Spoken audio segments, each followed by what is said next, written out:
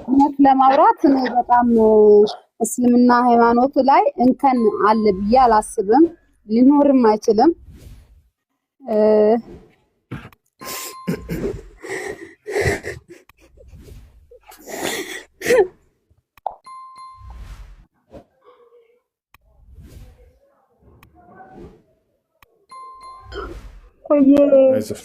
ቆየ አካባቢ ያለው ሰው በጣም ቢያስረዳኝ እርግጥ እኔ ቁርአን ቀርቼ ብዬ አይደለምና የሚያስተምረኝ አንድ እህት አንድ ወንድም ቆየ ፈጪ አካባቢ ቢያስተምሩኝ ቢገባ ልጄንም ከማበላሻት የ10 ዓመት ልጅ አለችኝና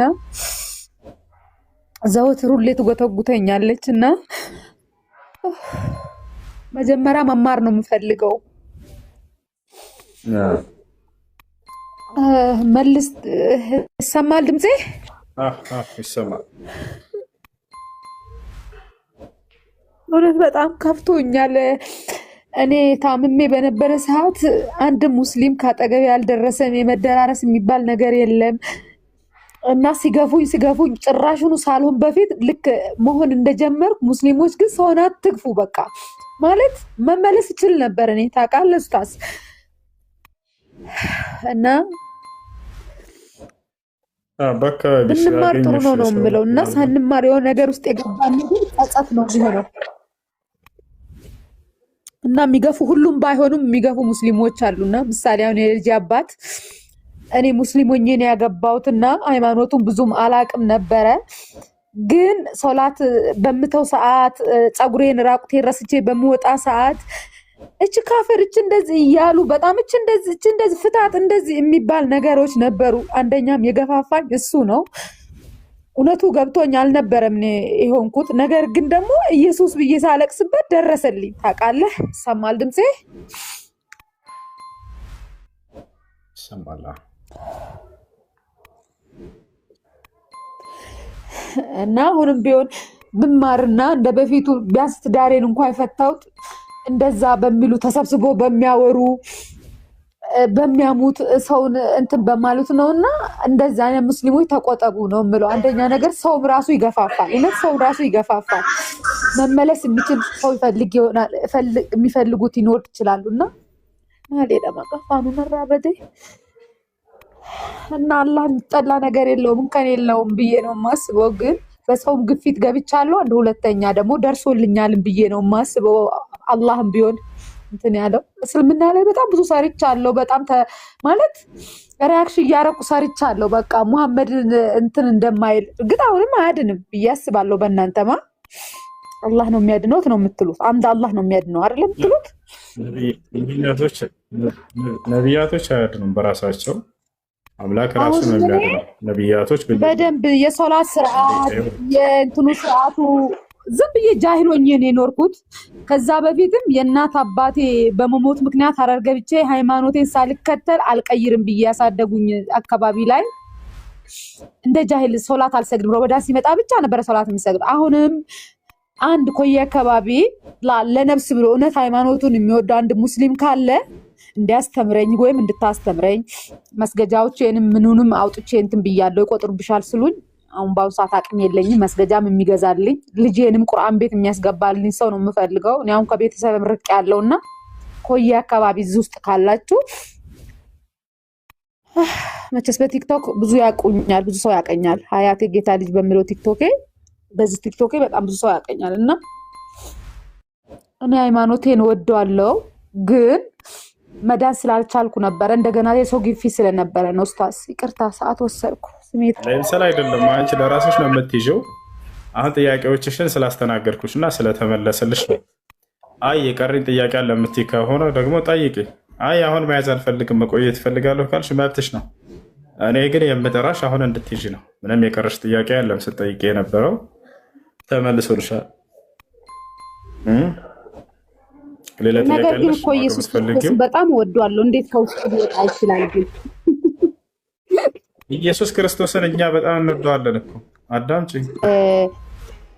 አሁን ሙስሊም እያለው እሱ እንኳን ይቅርብኝ ተው፣ በውስጥ ጠይቃለሁ ማለት የራስን የነበሩበት አንድን አሁን ከዚህ ከቤንጤስ ወጣ እነዚህን ማጥለሸት አልፈልግም። የነበርኩበትን ሃይማኖት ሙስሊምን እንትን ማለት አልፈልግም።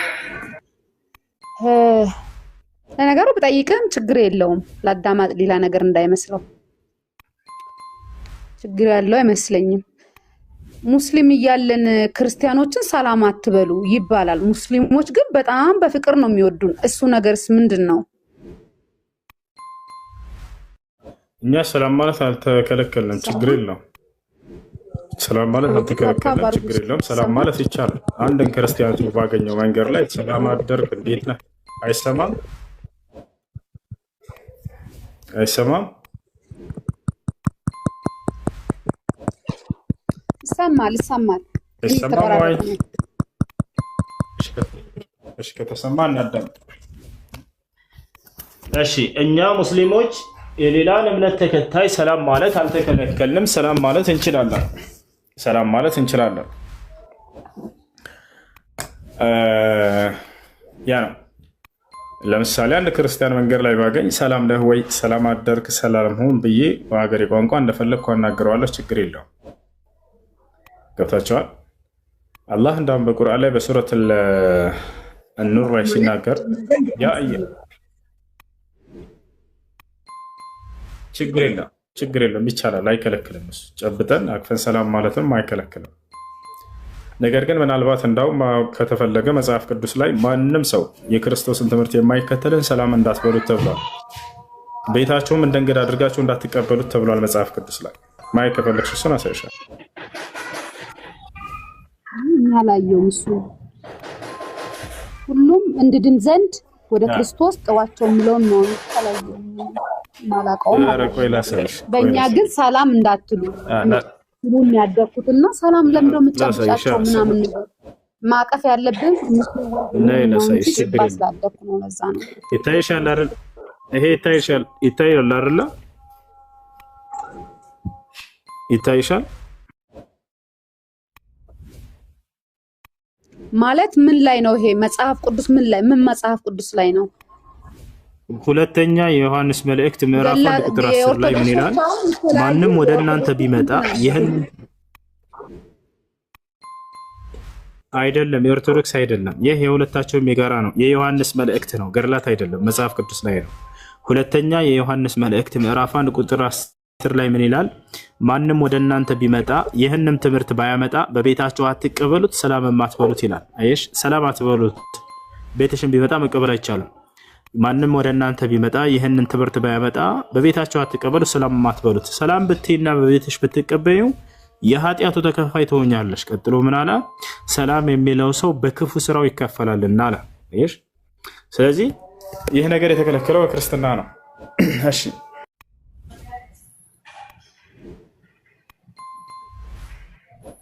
እና ቤተሰቦች ያው ሲያሳድዱኝ ነበርና አሁን እነሱ እንትን ብል አይጎዱኝም አሁን ብመለስ የሚጎዱኝ እንዴት ነው ስለተመለስኩ በእነሱ ዘንድ አላህ እንደሚቀበለኝ ሰው ይቀበላል ነው ሰው እንትን ይላል ቺኮ ካፈው ነበረች ኮን ምናምን ብሎ እንትን ይላል ላ አይል እንደዛ ማለት አይፈቀድም በእስላም አንድ ሰው ወደ አላህ Subhanahu Wa Ta'ala ከተመለሰ እርሱን መቀበል ይችላል አላህ የሚቀበላቸውን አካሎች እኛ ለምንድን ነው ማን ስለሆነ ነው ማንቀበለው ስለዚህ ወደ አላህ Subhanahu Wa Ta'ala ከተመለሰ አንድ ሰው እኛም የመቀበል ግዴታ አለብን እና ይሄን ነው ማለት ወደ እስላም ተመለሽ እሺ ሰምኛለሽ አለሽ ወይ አሁን ሻሃዳ ያሽ ለምን ሻሃዳት እሺ ተመለሽ ወደ የምለውን ቃል አብረሽ እየተከተልሽ በእሺ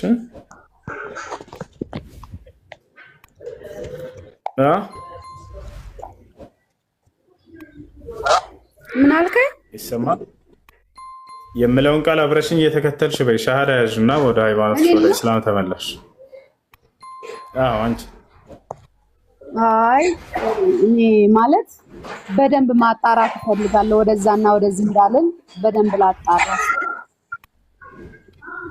ማለት መያዝ ፈልጋለሁ ለሚዲያ ለምሳሌ ምናምን እዝጋ ሻዳ ይዤ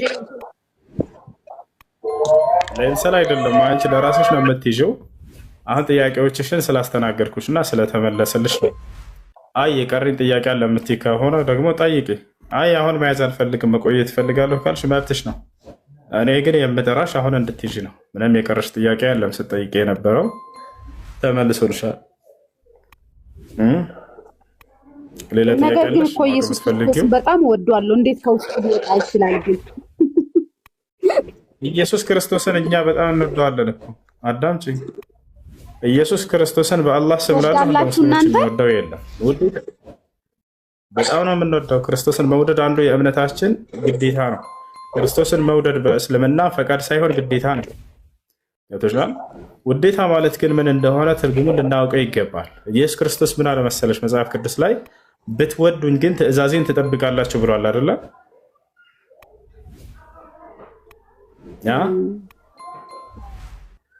መውደድ ማለት የእርሱን አስተምህሮ መከተል ማለት ነው እንጂ ዝም ብሎ በስሜታዊ ሆኖ መውደድ ወደ ጥፋት ሊያመራ ይችላል።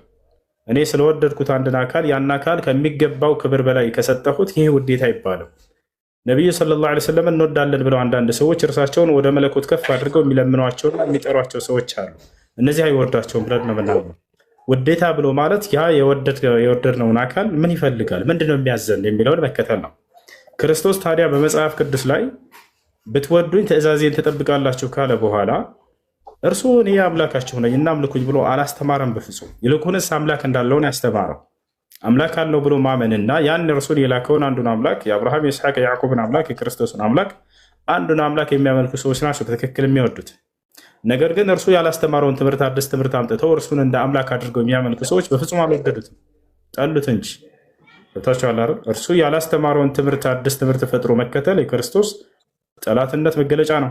እርሱ ያስተማረውን ትምህርት ያንን መከተል ደግሞ የክርስቶስ ወዳጅነት መገለጫ ነው። ክርስቶስ ዮሐንስ ወንጌል ምዕራፍ 20 ቁጥር 17 ላይ ወደ ማን እንደሚያርግ ሲናገር ወደ አምላኬ ወደ አምላካችሁ አርጋለሁ አለ። አምላኬ ብሎ ጠርቶታል። አምላክ እንዳለው ተናግሯል። የትኛውም ቦታ ላይ ግን ክርስቶስ እኔ አምላካችሁ ነኝ አምልኩኝ ብሎ አላስተማረም። እሱ ያላስተማረውን ትምህርት ላይ ሆነሽ ወደዋለሁ ማለት ስህተት ነው። ታዊ ሞርኩ ቅርታ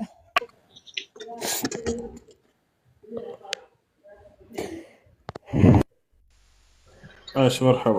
እሺ ጥያቄ ቀጥል።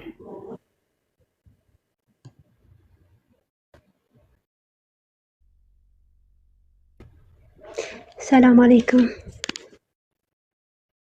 አይሰማም። ወአለይኩም ሰላም ወራህመቱላሂ ወበረካቱ። አሁን ወደ አንድ ያኔ ስራ ስላለብኝ ነው። ቅርታሽ ፈጣንሽ። እሺ አፈን ኡስታዝ፣ እኔ ጥያቄ ነበረኝ። ያኔ አግብቼ ነበር ከዚህ በፊት። እሺ ቤተሰብ ነበር የዳረኝ በ16 ዓመቴ ያኔ። እሺ ጥያቄሽ ምንድነው? ያ ከባለቤቴ ከልጅ አባት ተፋትቻለሁ። እሺ ያኔ ስለ ሐዲስም ስለምንም አላውቅም ነበር። ያዛኔ በ17 ዓመት ነበር የወለድኩት። ስንፋታ ሳንስማማ ስንቀር ተፋተናል። የተለያየ ነው ደግሞ እኔ ተጣልተን እጅ ሰፈር እዛ እያለሁ ሀይድ ላይ ሆኜ ነበር የተፋታ ነው። ንካ ምናምን ያወሩን ነው ማለት ነው። አሁን ደግሞ ስደት ከወጣሁ በኋላ ምንድን ነው የሚቆራረጠው?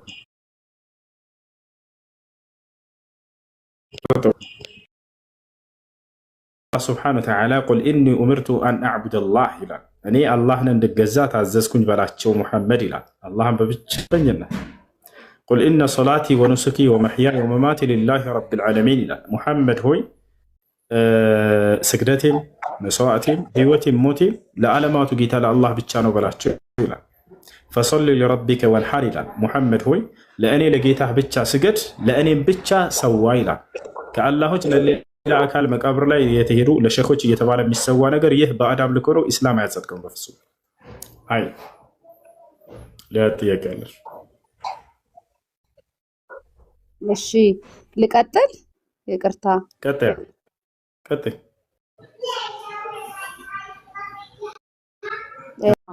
ከሚል የተወሰደ ነው። እሺ ቀጥል። ኧረ ተው ተው እባክህ ይቅርብህ። ወላሂ ላዚም ቃሪእ ማለት እኮ የግለሰቡ እንትን መገለጫ እኮ ነው። ቃሪእ ማለት የሚያነብ ማለት ነው፣ አንባቢ ማለት ነው። እሺ ማንኛውም አሁን እዚያ ቦታ ላይ አሁን የጠየቀው ላይ ነቢያችን ሰለላሁ ዐለይሂ ወሰለም በራሳቸው ቁርአን የወረደላቸው አካል ተጠይቀው የወረደ ነው አልኩህ። እሱ አሁን ከራሴ ፍቻ አይደለም ነበር ያስረዳሁ። መረዳት ብትፈልግ ኑሮ ማለት ነው። የወንጌል ባለቤቶች ወይንም የኢንጂል ባለቤቶች በውስጡ በተወረደው ቃል ምን አልከኝ? ኢንጂል አለ፣ ቁርአን አለ። ምንድን ያልከው? ይኸውልህ ኢንጂል አለ፣ ተውራት አለ፣ ባለቤቶች አሉት። ኢንጂል አለ፣ ባለቤቶች አሉት። ከዛ ፉርቃን አለ፣ ባለቤቶች አሉት ይላል። ዘቡርም አለ እና የኢንጂል ባለቤቶች አላህ ባወረደው በህጉ ይፍረዱ ይላል እና ኢንጂል አለ። ኢንጂል ምንድነው? መጽሐፍ አለ ወይ? ከሌለስ በአላህ ባወረደው ህግ ይፍረዱ፣ በእርሱ የማይፈርድ ሰው እርሱ አመፀኛ ነው ይላል። ኢንጂል ካለ አሳየኝ፣ ባለቤቶቹም ካለ ብትገልጽልኝ ደስ ይለኛል አልኩ።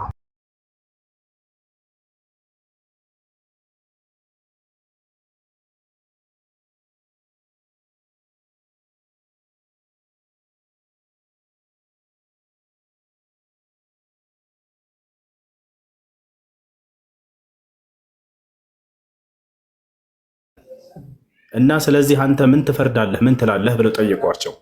ልክ መጽሐፉ ላይ ፍርዱ እንደሌለ እየዋሹና እየቀጠፉ ነው እነዚህ ሰዎች። ተወግሮ ይገደል የሚለው ፍርድ ደግሞ አለ። ያቺ አላህ በነቢያት በኩል ከተናገራት ህግ መካከል ነች። ተወግሮ ይገደል ዝሙት የሰራ ሰው የሚለው ያ እንደሌለ አድርገው እርሳቸውን ለመፈተን ዋሽተው ሲመጡ ጊዜ አላህ አሁን የጠየቀውን አንቀጽ አወረደላቸው።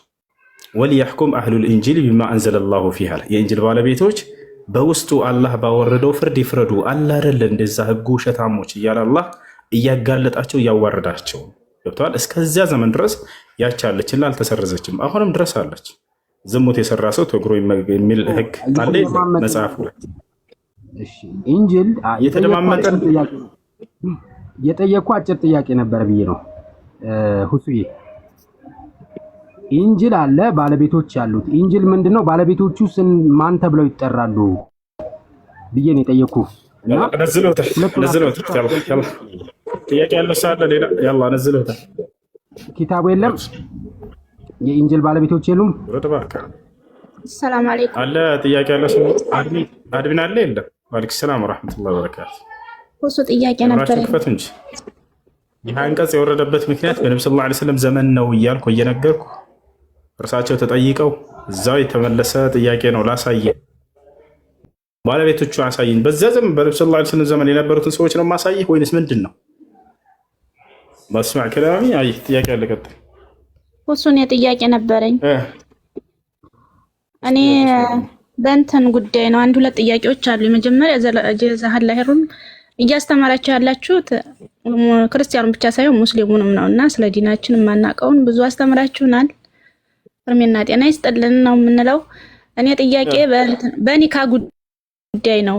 እኔ የታገባሁ 18 ዓመቴ ነው። የክርስቲያን ልጅ ነኝ በአባቴ ማለት ነው። በእናቴ ሙስሊም ነኝ። ግን አሁን ኒካ የታሰርኩት በእናቴ ወገን ነው። አሁን ተሰማ በእናት ወገን ኒካ አይሆንም አሉ። የሁለት ልጆችን እናትና አባት ነን ማለት ነው። ስለዚህ አሁን የኔ ኒካ ልክ አይደለም ወይ ነው እሱ አንደኛው ጥያቄ ነው። ያው በአባቴ ክርስቲያን ስለሆንኩ ማለት ነው። ኒካ ያሰረለት ሸሪዓ ፍርድ ቤት በአቅራቢያሽ ነበር በሰዓቱ ኒካ ስታሰር? የለም ክፍለ ሀገር ነው የለም። እሺ እንደዚያ ከሆነ በአቅራቢያሽ ኒካ የሚያስር ቃዲ ነበሩ? ሼኾች ኒካ የሚያስሩ? ያው ቃዲ በጊዜው እኔ አይመስለኝም። የሆነ እንግዲህ ቃዲ አይመስለኝም። ይኸውልሽ ኒካ የሚያስር ሸሪዓ ፍርድ ቤት ቃዲ ከሌለ እንዲሁም ደግሞ ሸሪዓ ፍርድ ቤትና ቃዲዎች ከሌሉ በዚያ ሰዓት ታስሮ ከሆነ ኒካሁ ትክክል ነው፣ ችግር የለበትም። እንደ አስሉ እንደመሰረቱት ግን ከአባት ታሰርበት የሚገባው እንደዚህ ነው።